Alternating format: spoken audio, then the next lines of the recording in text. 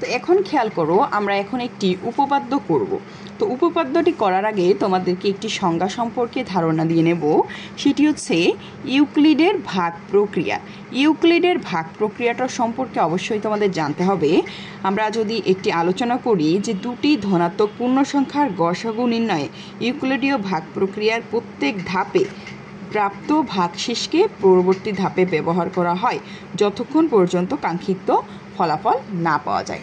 তো ব্যাপারটা এরকম, তোমাদেরকে যদি আমি একটু ব্যাখ্যা করি যে ধরো আমরা করব মানে এই 70 এবং 12 এর গসাগুটা নির্ণয় করব, তাই না? যে 70 এবং 12 এই দুইটা সংখ্যার গসাগু কি তো তোমরা ছোট ক্লাসে হয়তো গসাগু সম্পর্কে কিন্তু পড়ে এসেছো যে গসাগু আমরা নির্ণয় করি ইউক্লিডীয় ভাগ প্রক্রিয়ায়। যেটা নির্ণয় কিভাবে করি, এই 12 দ্বারা 70কে আমরা ভাগ দিব। তাহলে আমরা 12কে যদি 70 দ্বারা ভাগ করি তাহলে আমাদের কতবার যায়? 5 বার যাবে। তাহলে এখানে কি হবে? 5 বারং 60, তাহলে বিয়োগ হবে 10। এই 10 মানে যেই ভাগশেষটা হলো সেই ভাগশেষ দ্বারা আবার ভাগ করি কোন সংখ্যাটাকে? এই যে আমাদের ভাজ্যটা মানে ওই ভাজকটাকে, যেটা দ্বারা প্রথমে ভাগ করেছিলাম। তাহলে আমরা 12কে ভাগ করব। তাহলে এখানে একবার যাবে, তাহলে এখানে হবে 10, তাহলে 2। এবার এই 2 দ্বারা আবার এইখানে যেই সংখ্যাটা থাকে সেই 10কে ভাগ করতে হবে। এটা 5 বার যায়, অর্থাৎ আমাদের 0। তো এই যেই প্রক্রিয়া, এই প্রক্রিয়ার মাধ্যমে আমরা কিন্তু গসাগু ছোট ক্লাস থেকে করে এসেছি। সেই প্রাইমারি লেভেল থেকে কিন্তু তোমরা এই প্রক্রিয়ায় গসাগু করে এসেছো। তো এই যেই প্রক্রিয়াটা, এটাকেই বলা হয় ইউক্লিডীয় ভাগ প্রক্রিয়া। তো এই যে এই প্রক্রিয়া, এটা কিভাবে তৈরি করা হয় বলো তো? মানে এখানে দুটি ধনাত্মক পূর্ণ সংখ্যার গসাগু নির্ণয় করতে প্রথমে আমরা প্রত্যেক ধাপে ধাপে কিন্তু ভাগশেষকে পরবর্তী ধাপে ব্যবহার করা হয়। তো এই যে দেখো, আমাদের যে ভাগশেষ ছিল সেটাকে কিন্তু পরবর্তী ধাপে আমাদের ভাজক হিসেবে আমরা ব্যবহার করি। আবার যেই ভাগশেষটা সেটা আবার ভাজক হিসেবে। তো এই যেই ভাগশেষকে ব্যবহার করা হয়, এই ধাপটাকেই বলা হয় ইউক্লিডীয় ভাগ প্রক্রিয়া। ওকে, আশা করি বুঝতে পেরেছো। তো এই প্রক্রিয়াটাকে যদি আমি একটু খাতায় সুন্দর করে মানে ওই ম্যাথমেটিক্যাল টার্ম দিয়ে যদি বোঝাই, যে ধরো আমাদের একটি সংখ্যা, যে সংখ্যাটার সংখ্যাটা মানে যেখানে 70টাকে ধরো আমরা বললাম যে এটা আমাদের এ, আর যেটা দ্বারা ভাগ করব সেটা ধরো বি, ভাগফলটা ধরো আমাদের সি, আর যদি ভাগশেষ সেটাকে যদি আমরা ডি ধরি, তাহলে আমাদের কি হবে? আমরা এই যে আমাদের ভাজ্য সমান কি বলো তো? ভাজ্য সমান ভাজক গুণ ভাগফল যোগ ভাগশেষ। এটা তো আমরা কিন্তু ছোট ক্লাস থেকেই পড়ে এসেছো। তাহলে ভাজ্যকে ধরো আমরা এ ধরেছিলাম, ভাজক বি, আর এটা ভাগফল সি, বিসি যোগ ভাগশেষ ডি। তো এই যে আমাদের এখানে ধরো আমরা এই এটা কি, এটা আমাদের এই অঙ্কের জন্য 70।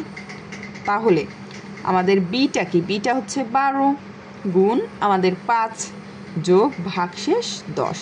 তো এই ইউক্লিডীয় ভাগ প্রক্রিয়ায় আমরা পরবর্তীতে আমাদের যেই ভাজকটা, অর্থাৎ এই যে ভাজকটা সেটা কিন্তু 10-এ পরিণত হয়, আর ভাজ্যটা কি 12-তে পরিণত হয় না? আর এই 12টা আগে কি ছিল বলো তো? 12টা আগে ছিল ভাজক, অর্থাৎ পূর্ববর্তী ভাজক হয়ে যাবে পরবর্তীতে ভাজ্য। অর্থাৎ এখানে যেই সংখ্যাটি ছিল সেটি হয়ে যাবে পরবর্তী ভাগ প্রক্রিয়ার ক্ষেত্রে, ইউক্লিডীয় পরবর্তী ভাগ প্রক্রিয়ার ক্ষেত্রে এই 12টাই হয়ে যাবে আমাদের কি বলতো? ভাজ্য। আর ভাজক কি হবে? আমরা কি দ্বারা ভাগ করেছি? এই ভাগশেষটা হয়ে যাবে ভাজক, আর এই ভাজ্যটা হয়ে যাবে, ভাজকটা হয়ে যাবে ভাজ্য। ওকে, তাহলে আমাদের এখানে পরবর্তী কি? 10 গুণ আমাদের ভাগফলটা কি? ভাগফলটা 1 যোগ ভাগশেষটা 2। তাহলে এবার এর পরবর্তী প্রক্রিয়ায় এই 10 হবে এই 12-র জায়গায়, আর এই 2 হবে আমাদের ভাজকের জায়গায়। ওকে, অর্থাৎ আমাদের প্রত্যেকটি অঙ্কে এই যে ভাজকটা, এই যে ভাগশেষটা আসবে এই স্থানে, আর ভাজ্যটা আসবে এই স্থানে। অর্থাৎ ভাজ্যটা চলে যাবে এই স্থানে, আর ভাগশেষটা চলে আসবে এই স্থানে। এই জিনিসটা তোমাদের খালি একটু মনে রাখতে হবে, তাহলেই আমরা এই যে উপপাদ্য নাম্বার 3টা এখন বোঝাবো, যেটা তোমাদের এই টপিকটা বুঝলে তোমাদের ইজি হয়ে যাবে।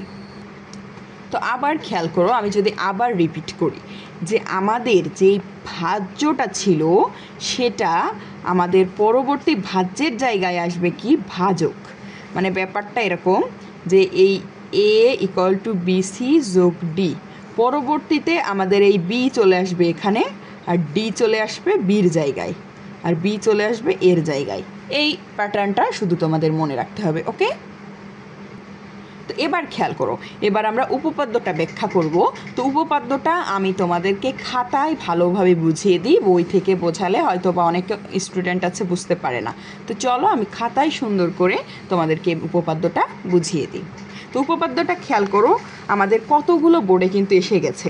14 সালে এসেছে, 18 সালে এসেছে, 20 সালে এসেছে, তো কয়েকটি সালে কিন্তু এসে গেছে, এবং 12-16 সালেও এসেছিল। তো এই উপপাদ্যটা কিন্তু তোমাদের ক্ষেত্রেও আসার সম্ভাবনা অনেক বেশি। তো এবার খেয়াল করো, আমাদের উপপাদ্যটা হচ্ছে যেটা যে জেড এ ইউক্লিডীয় ভাগ প্রক্রিয়াটি বর্ণনা ও প্রমাণ করো। আমি কিন্তু তোমাদের ইতিমধ্যে ইউক্লিডীয় ভাগ প্রক্রিয়াটি কি সেটি বুঝিয়েছি। তো এই ভাগ প্রক্রিয়াটি কিভাবে সংঘটিত হয় সেটা আসলে আমাদের বর্ণনা করতে হবে আর প্রমাণ করতে হবে, এটা একটি থিওরি। তো এখন আমাদের দুটি বর্ণনা করতে হবে এবং হচ্ছে এই জিনিসটাই প্রমাণ করতে হবে। তো বর্ণনার জন্যও কিন্তু তোমরা আলাদা আলাদা মার্ক পাও এবং প্রমাণের জন্য তো মার্ক পাবেই। তো বর্ণনাটাও কিন্তু অনেক ইম্পর্টেন্ট, এবং এই উপপাদ্যটায় আর একভাবে আসতে পারে, যেটা বই থেকে তোমাদের একটু দেখিয়ে দিই, যে উপপাদ্যটি আবার আসতে পারে যে দুটি পূর্ণ সংখ্যার গসাগু নির্ণয় করার জন্য ইউক্লিডীয় বর্ণনা ও প্রমাণ, অর্থাৎ জেডের জন্যও আসতে পারে, আবার দুটি পূর্ণ সংখ্যা। তো জেড মানেই তো আমাদের হচ্ছে পূর্ণ সংখ্যা, তো পূর্ণ সংখ্যা আর জেড একই, তো যেভাবেই আসুক না কেন তোমাদের সমাধান হবে এই সেম একই রকমই। তাহলে খেয়াল করো, আমরা এবার বর্ণনাতে চলে যাব। আমরা প্রথমে বর্ণনা করি। তো আমরা হচ্ছে দুটি, আমাদের বললো না যে দুটি পূর্ণ সংখ্যার জন্য, তাহলে আমরা প্রথমে বর্ণনায় মনে করব যে মনে করি এ ও বি দুটি পূর্ণ সংখ্যা, যেখানে বি নট ডিভাইজেবল এ।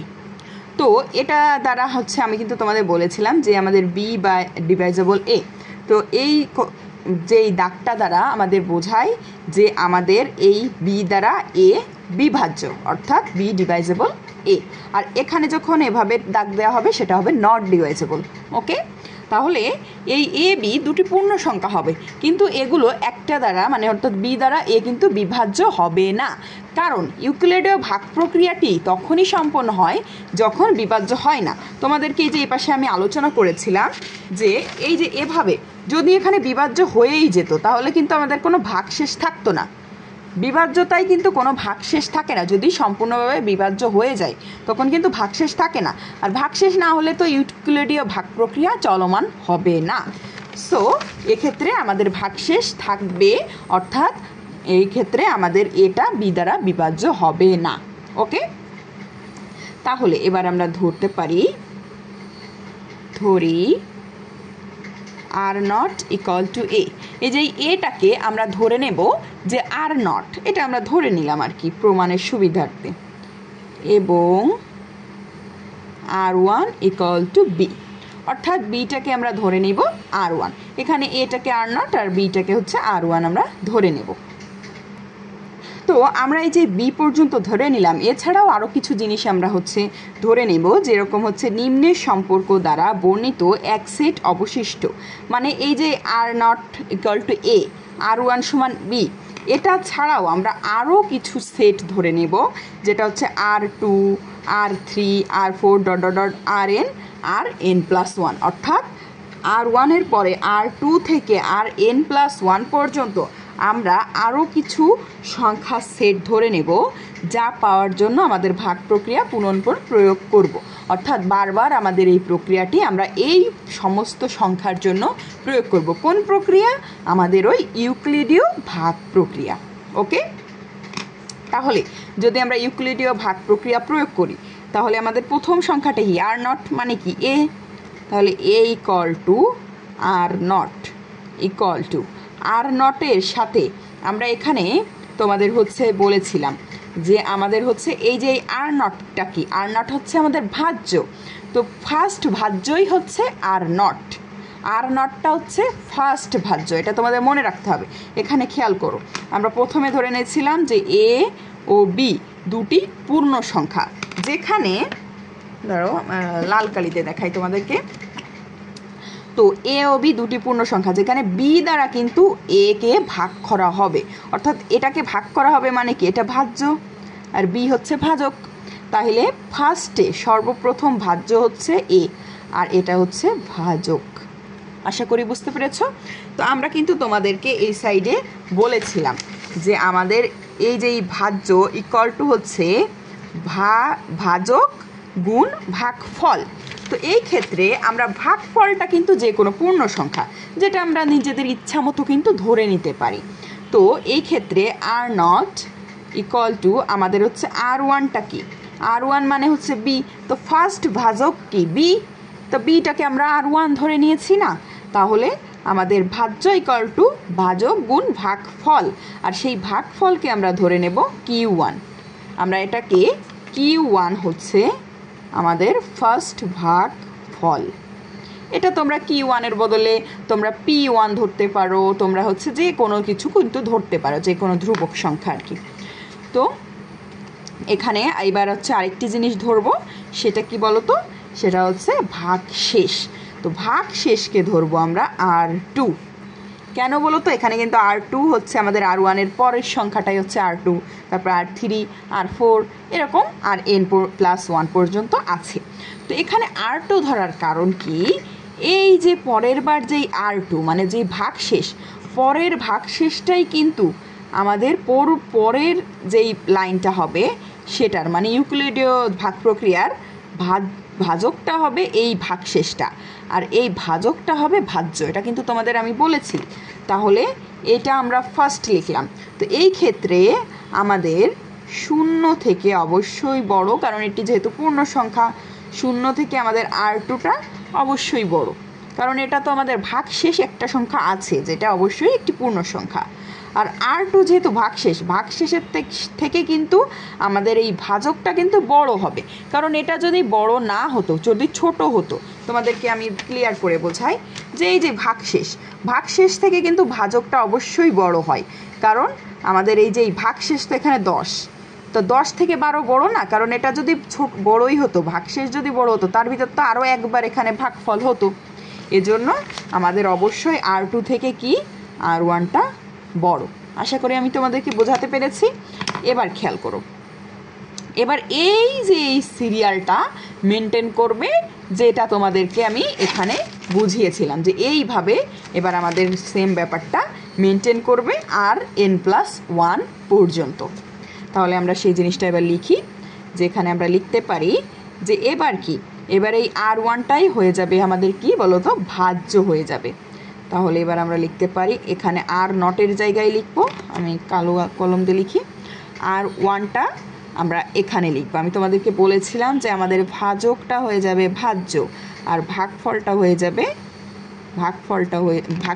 হয়ে যাবে ভাজক। তাহলে এই ক্ষেত্রে ভাগশেষটা হয়ে যাবে এর জায়গায়, আর টুটা হয়ে যাবে আর ওয়ানের জায়গায়, আর কিউ ওয়ান হচ্ছে এর ভাগফল ছিল, তো এই ক্ষেত্রে আমরা ভাগফলটাকে ধরো কিউ টু আরেকটা ধরলাম, প্লাস এইবার এর ভাগশেষটা হবে আমাদের এর পরের সংখ্যা আর থ্রি।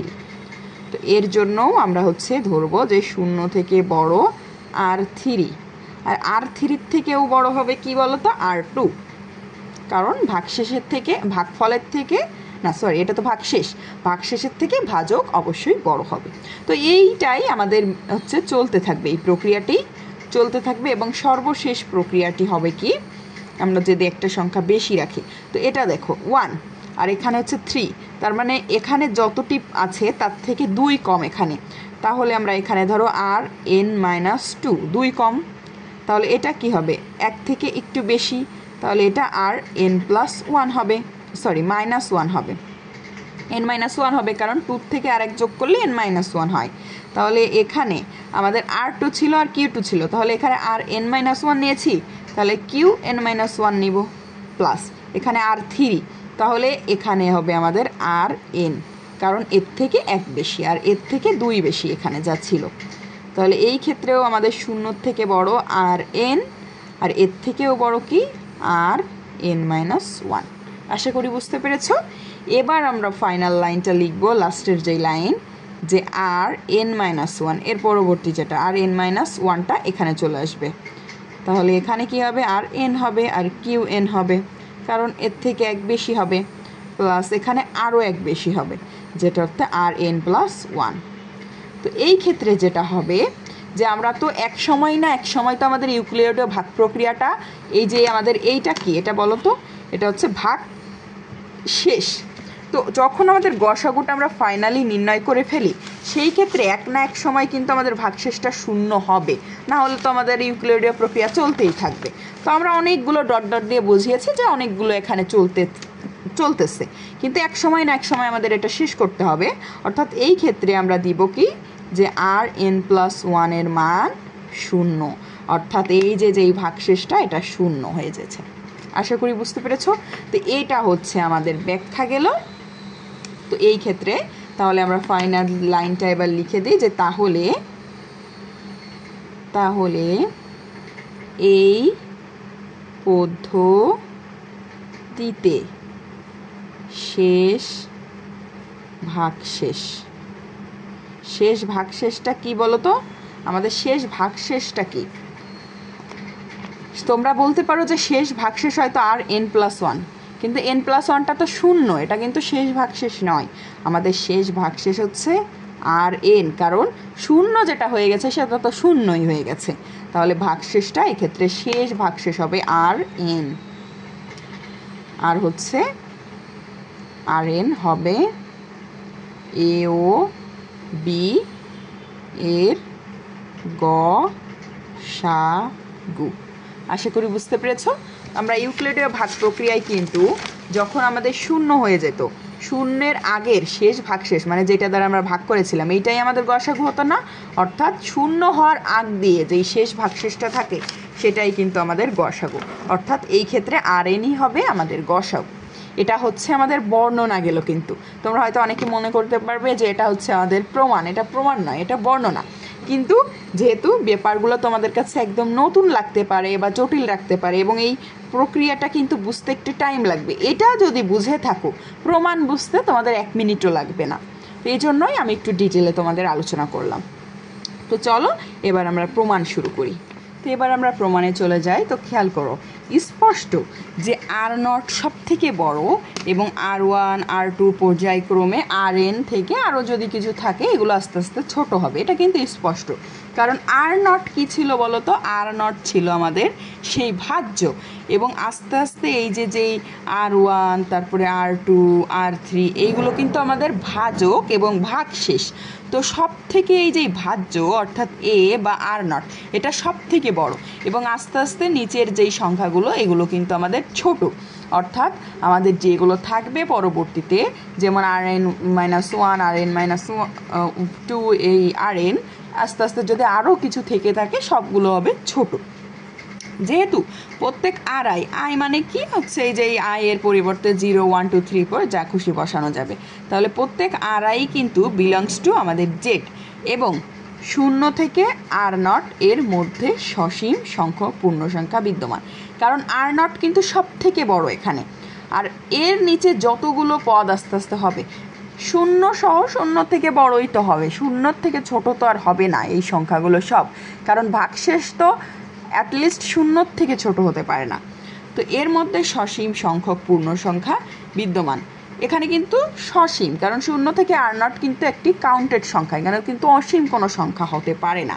ফলে Ri এর সংখ্যা অসীম হতে পারে না, এবং এক পর্যায়ে কোনো একটি Ri = 0 হবে। কোনো না কোনো পর্যায়ে কোনো একটি R এর মান অবশ্যই 0 হবে, কারণ কোনো না কোনো সময়ে কিন্তু ভাগশেষের মান 0 হবেই, না হলে তো আমাদের এখানে গসাগু নির্ণয় করা সম্ভব হবে না। তাহলে আমরা এখানে ধরি আর এন প্লাস ওয়ানের মান হচ্ছে 0, আমরা এটা ধরে নেব।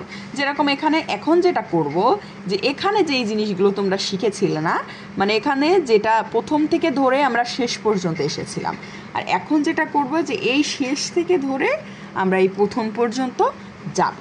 তাহলে খেয়াল করো, এখানে আর এন প্লাস ওয়ান সমান আমরা 0 ধরেছি, তাহলে আমরা যে লাইনটা এখন লিখবা সেটা হচ্ছে এই যে এই লাইনটা, যে তাহলে এই যে R N minus one equal to কী হবে বলো তো, R N minus one equal to হবে হচ্ছে R N Q N, R N Q N. এবং যেহেতু আর এন প্লাস ওয়ানের মান 0, তাহলে এটা তো আমাদের আর দেওয়ার প্রয়োজন নেই, কারণ আর এন মাইনাস ওয়ানের মান আর এন আর কিউ এন, এটা তো 0ই হয়ে গেছে, তাহলে সেটা আমরা আর দেব না। তাহলে এই মানটাকে আমরা লিখতে পারি যে আর এন ডিভাইজেবল আর এন মাইনাস ওয়ান। ওকে, অর্থাৎ এখানে খেয়াল করো, এই যে এইটা তো আমাদের হচ্ছে ভাজ্য, আর এটা কি ভাজক, আর এইটা তো আমাদের যে সেই ভাগফল, আমরা যে কোনো একটি সংখ্যা ধরে নিয়েছি যে কিউ, তো সেটা হচ্ছে ভাগফল, আর ভাজক গুণ করলে আমাদের ভাজ্য হয়। তার মানে কি, এখানে হচ্ছে ভাজ্যকে যদি আমরা ভাজক দ্বারা, এখানে কি হয়েছে বিভাজ্য, কারণ এই ক্ষেত্রে কিন্তু আমাদের ভাগশেষটা 0 হয়ে গেছে। আশা করি বুঝতে পেরেছো যে এই ক্ষেত্রে আর এন দ্বারা আমরা এটাকে ভাগ দিলে আমাদের কোনো ভাগশেষ থাকছে না, তার মানে কি আর এন দ্বারা আর এন মাইনাস ওয়ান বিভাজ্য, অর্থাৎ R N divisible of R N minus one. আশা করি ক্লিয়ার। তো এই একই প্রসেসে আমরা বাকি সবগুলো নির্ণয় করব। তাহলে এর আগেরটা কি ছিল, আর এন মাইনাস টু ছিল, তাহলে আর এন এর পরিবর্তে এখানে হবে R N minus one, Q N minus one.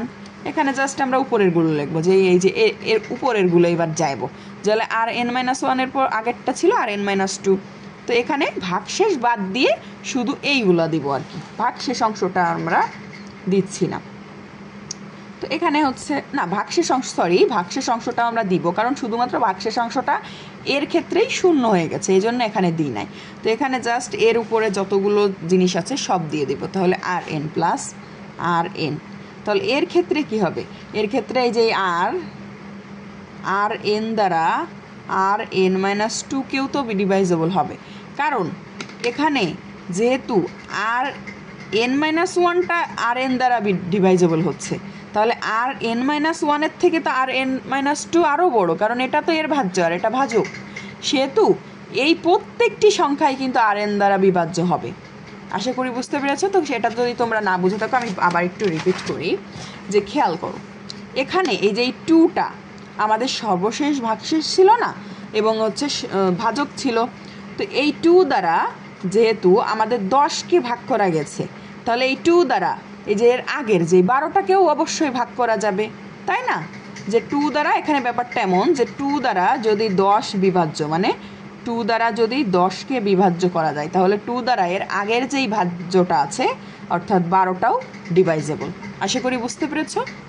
তাহলে এখানে যেই ব্যাপারটা হবে যে এই আর এন দ্বারা এখানে যতগুলো পদ আছে সবগুলোকেই বিভাজ্য করা যাবে, কারণ আর এন দ্বারা আমাদের সর্বশেষ আমরা ভাগশেষ 0 পেয়েছি, অর্থাৎ আর এন দ্বারা পূর্ববর্তী সমস্ত এই যেই ভাজ্যগুলো সমস্তগুলোই ডিভাইজেবল হবে। তাহলে খেয়াল করো, এখানে আমরা এর পরবর্তী যেই জিনিসগুলো সেগুলোকে হচ্ছে আমরা ধরো 2টা নির্ণয় করে ফেলেছি, এবং এর পরবর্তীতে আমরা হচ্ছে ডট ডট ডট ডট দিয়ে দিব। এরপরে আমরা এই আর ওয়ানটা নির্ণয় করব, তাহলে আর টু কিউ টু প্লাস আর থ্রি। তাহলে আর থ্রির ক্ষেত্রে কি হবে বলো তো, এই যে আর এন দ্বারা আর ওয়ানটাও ডিভাইজেবল হবে। আমরা কিন্তু দেখে এসেছি আর এন দ্বারা পূর্ববর্তী সমস্ত ভাজ্যই কিন্তু ডিভাইজেবল, মানে বিভাজ্য। তাহলে আর ওয়ানটাও হবে একইভাবে, R not equal to R one কি ওয়ান প্লাস আর টু। এখানে এই আর এন দ্বারা আর নট এটাও ডিভাইজেবল। ওকে, তাহলে এখানে আমরা দেখতে পাচ্ছি কি যে অর্থাৎ A equal to R not এবং B equal to R one এর একটি সাধারণ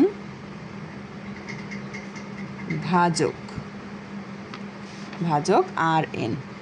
এটা কি তোমরা দেখতে পারছো যে এখানে আর নট দ্বারাও আর এনকে ভাগ করা গিয়েছে, আবার হচ্ছে আর এন দ্বারা আর ওয়ানকেও ভাগ করা গেছে, আবার আর নটকেও ভাগ করা গেছে। তাহলে এখানে এই যে আর ওয়ানের মান আমরা কি ধরেছিলাম, আর ওয়ানের মান কিন্তু সেই শুরুতে আমরা ধরে নিয়েছিলাম যে এটা হচ্ছে বি, মানে বির মানটাই আর ওয়ান ধরে নিয়েছিলাম, আর এর মানটাই কিন্তু আর নট ধরে নিয়েছিলাম। তাহলে আর নট দ্বারাও আর এনকে ভাগ, আর এন দ্বারা আর নটকেও ভাগ করা যাচ্ছে, আবার আর ওয়ানকেও ভাগ করা যাচ্ছে। তার মানে যেহেতু দুইটা সংখ্যাকেই আমাদের এই আর এন দ্বারা ভাগ করা যাচ্ছে, তাহলে এর সাধারণ ভাজক হবে আর এন, তাই না? তো এখানে আমরা তো দেখতেই পারছি যে এর সাধারণ ভাজক আর এন হয়েছে। তো আমরা এবার আরেকটি জিনিস এবার আমরা মানে এটা প্রমাণ করতে হবে, আমাদের প্রমাণ করতে হবে যে আর এনটা হচ্ছে এর গসাগু। কিন্তু গসাগুটা কি হয়, গরিষ্ঠ সাধারণ গুণনীয়ক, মানে এখানে সাধারণ ভাজক হলেই হবে না, গরিষ্ঠ সাধারণ ভাজক হতে হবে, তাহলে সেটা গসাগু হবে। তো আমরা প্রমাণ করেছি যে এটা সাধারণ ভাজক। তো এবার আমরা আরেকটি জিনিস প্রমাণ করব যে এটা যে গরিষ্ঠ সাধারণ ভাজক, সেটা প্রমাণ করতে হবে।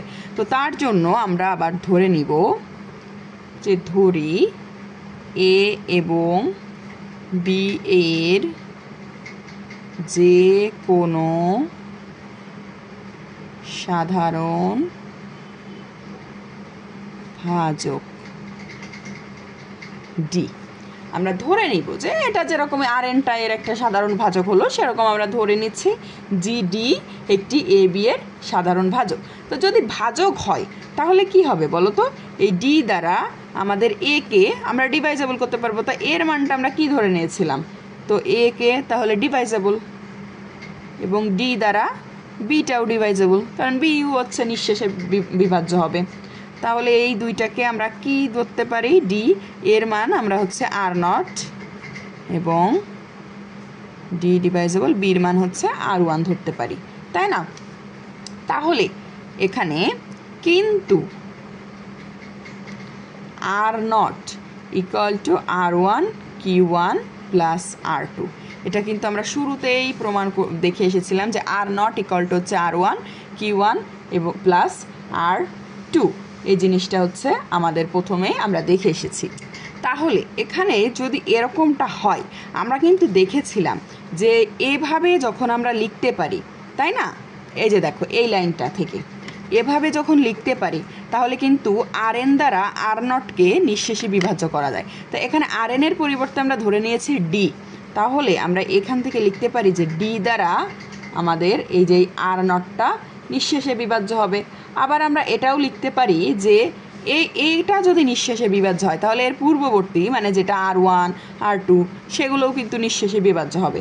তাহলে আমরা এখান থেকে লিখতে পারি যে ডি দ্বারা আমাদের আর টুটাও নিঃশেষে বিভাজ্য হবে। অনুরূপভাবে